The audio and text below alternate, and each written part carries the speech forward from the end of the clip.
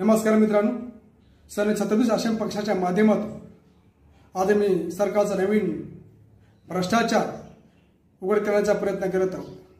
अरबी समुद्राच्या लाटेखाली लपलेलं गुपित तुमच्यासमोर मी उघड करण्याचा प्रयत्न करत आहोत। हे गुपित आहे आपले सर्वांचे आराध्य दैवत श्री छत्रपती शिवाजी महाराजांचे अरबी समुद्रामध्ये भव्य दिवस स्मारक उभा करण्याचे। सन 2013 मध्ये सरकारने असा निर्णय घेतला की महाराष्ट्राचे आराध्य दैवत श्री छत्रपती शिवाजी महाराजांचे अरबी समुद्रामध्ये भव्य दिवस स्मारक उभा करायचे। मित्रांनो, हा निर्णय घेतल्यानंतर आतापर्यंत 10 वर्ष उलटून गेले, पूर्ण झाले, परंतु ह्या स्मारकाचं कोणतेही काम न करता या स्मारकाची साधी एकही वीट न रचता आजपर्यंत निधी खर्च झालाय 25,73,00,000 रुपये मोठा निधी खर्च झालाय। हा निधी कुणाचा खिशामध्ये गेलाय का, काय निधीवर कोण डल्ला मारला काय पाहणं अत्यंत गरजेचं आहे। हा पैसा कुणाच्या बापाचा नाही, हा पैसा शेतामध्ये घाम घालणाऱ्या शेतकऱ्यांचा आहे, हा पैसा कंपनीमध्ये घाम घालणाऱ्या कामगारांचा आहे, हा पैसा सर्वसामान्यांचा कष्टाचा टॅक्स म्हणून दिलेला पैसा आहे। मित्रांनो, 2005 च्या माहिती अधिकारानुसार छत्रपती शिवाजी महाराजांच्या स्मारकाबद्दल मी काही माहिती मागवली। त्या माहितीच्या आधारे मी तुम्हाला काही माहिती सांगत आहोत। ही माहिती माझ्या वैयक्तिक नाही आहे, मी माहिती अधिकाऱ्यांनी सरकारची मला माहिती प्राप्त झाली ती माहिती मी तुम्हाला सांगत आहोत।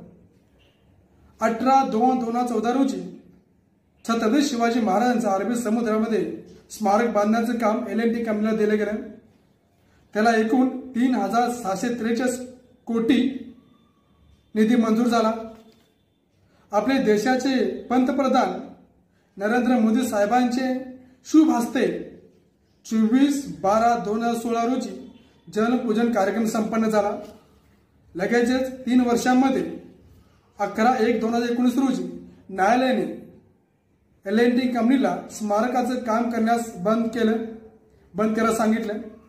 आता ते काम अजूनपर्यंत बंद आहे, परंतु स्मारकाचं काम न करता आता निधी 25,73,00,000 रुपये निधी कुठं खर्च झाला हे पाहणं अत्यंत गरजेचं आहे। मी थोडक्यातच हा निधी कुठं खर्च झाला मी तुम्हाला सांगतो। सल्लागार फी, मित्रांनो, सल्लागार फी 16,60,00,000 रुपये, पर्यावरण विषयक अभ्यासात 3,50,00,000, भूतर चाचणी इतर अहवाल 2 कोटी, न्यायालयीन प्रकरण फी 75,00,000, इतर संग्रह फी 1,88,00,000, प्रकल्प कार्यालय 1 कोटी रुपये।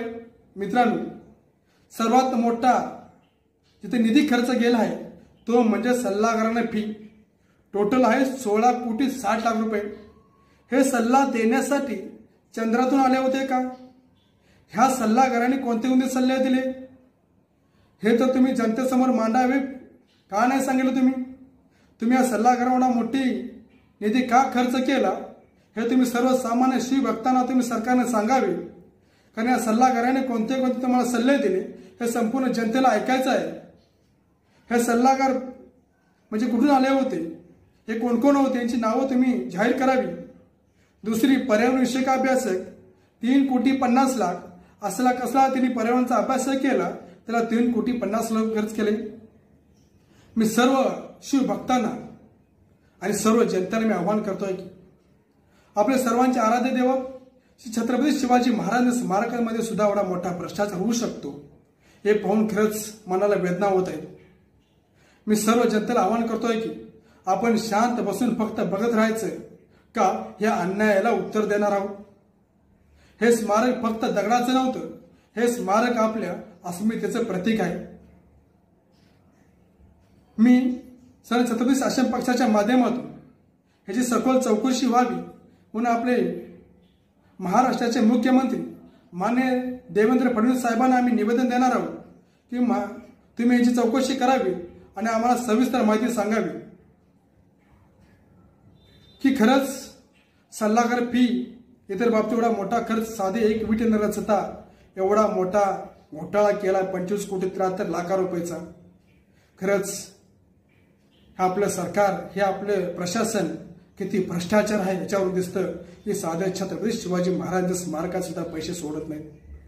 मित्रांनो, तुम्हाला हात जोडून मी विनंती करतोय की सर्वांनी एकत्र यावं, कारण हा पैसा छत्रपती शिवाजी महाराजांच्या स्मारकाचा आहे। हा पैसा कुणाच्या बापाचा नाही. शिवभक्तांनी याचा नक्कीच आवाज उठवावं आणि शिवभक्तांनी आम्हाला पाठिंबा द्यावाच एवढंच मी त्यांना आव्हान करतोय की. आणि